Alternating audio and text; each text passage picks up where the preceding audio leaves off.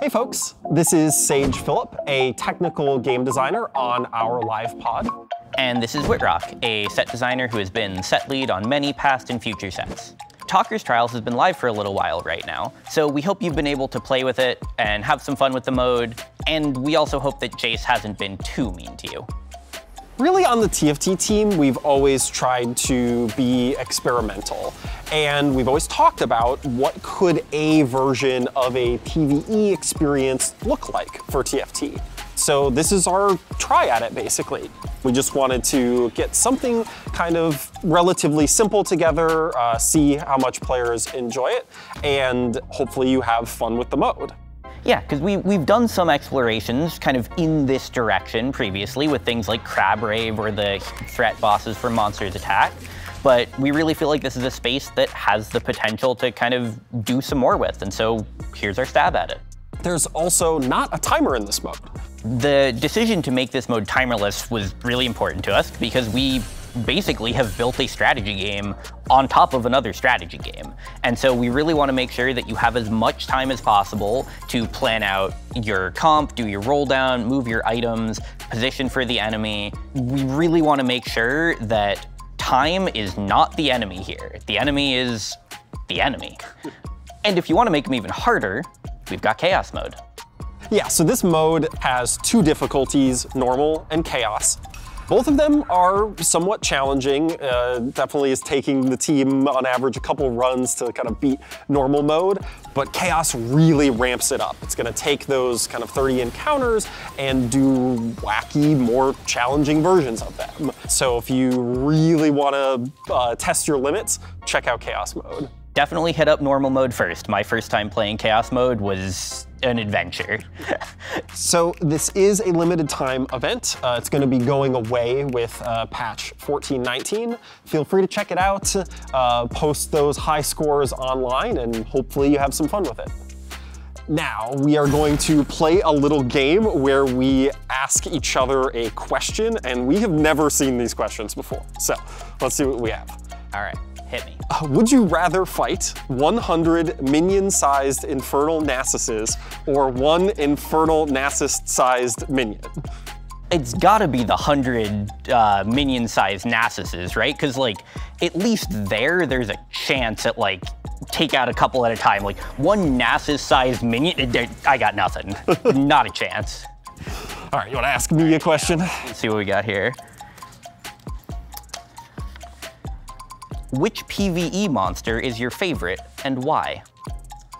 Oh, let's see. Of the PvE encounters, there is one where you fight, I guess you could call it a flock of smolders or whatever you would call 15 different smolders flying around your screen. That fight's always fun. I lose to it all the time, but that's one of my favorites. So good luck playing Takker's Trials. Now we're gonna toss it over to Christina and Keen to talk about Dawn of Heroes Revival.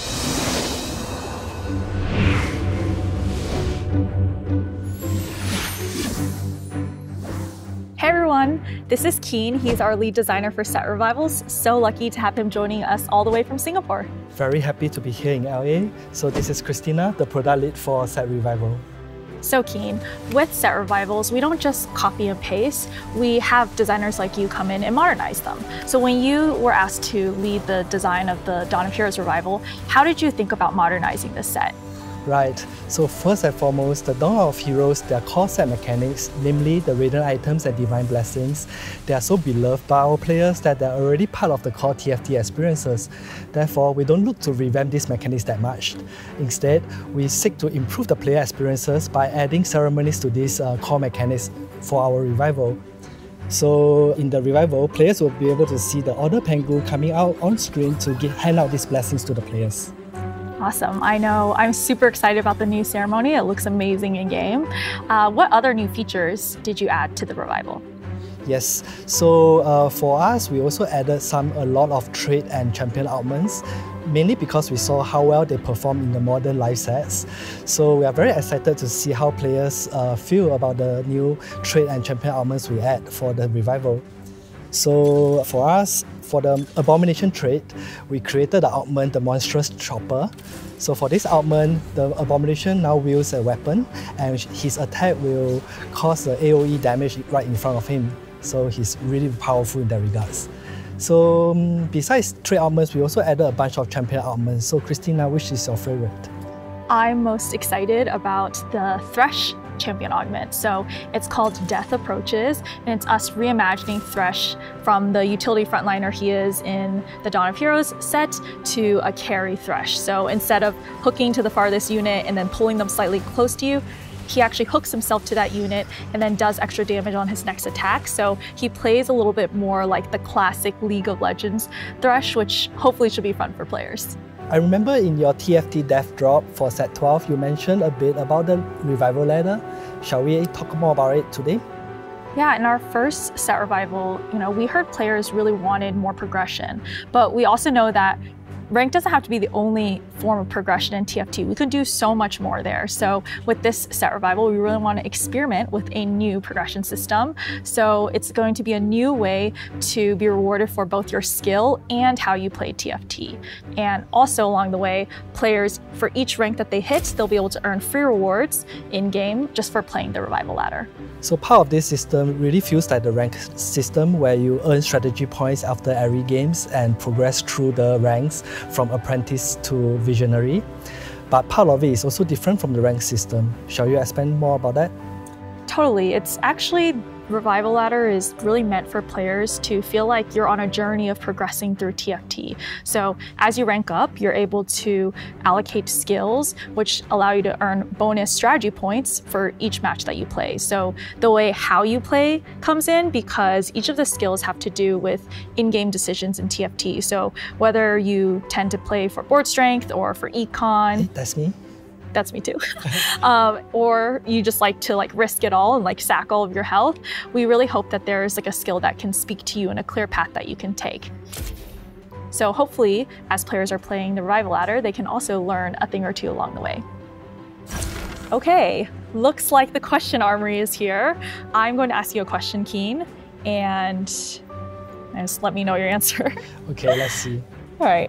Who is your favorite 5 cost in the Dawn of Heroes revival or original set, and why? Favorite. Well, I have a love-hate relationship with Vego. So Vego... So broken in our playtests. Yeah, he's so broken. We do a lot of work to balance him. But he's pretty amazing actually. He will jump to the backline and he would be able to cast his spell to take off one of the enemy backliner, and that champion converts to your side. So this mechanic is now ready seen, and I think I have a very good impression of it when I was playing it in 5.5. That's why we do revivals. Bring back all the broken stuff. Yes. Okay, so Christina, here's the question for you. Shadow items or radiant items? Honestly, radiant items, We're doing something special with shadow items, but I think radiant items just feel so good. There's no downsides. How could you possibly not love them? Yeah, it's in the name. It makes you smile radiantly when you receive one of them. Totally. All right. Good luck playing the Dawn of Heroes Revival. I hope you'll have fun climbing the Revival Ladder.